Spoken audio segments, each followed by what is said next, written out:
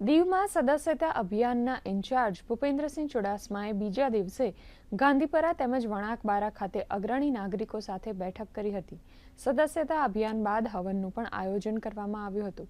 આ કાર્યક્રમમાં ઉપસ્થિત દીપેશ ટંડેલે જણાવ્યું હતું કે ભાજપ દ્વારા વિશાળ સંખ્યામાં સભ્યો બનવાનો લક્ષ્યાંક છે અને નાગરિકો ભાજપના કાર્યને ધ્યાનમાં રાખીને ભાજપ સાથે જોડાઈ રહ્યા છે।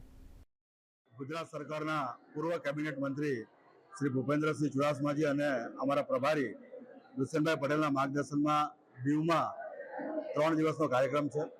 દીવના 6 મંડળમાં કાર્યક્રમ કરી અને દીવની તમામ જનતાને ભારતીય જનતા પાર્ટીના સદસ્ય બને એ માટે આહવાન કર્યા છે।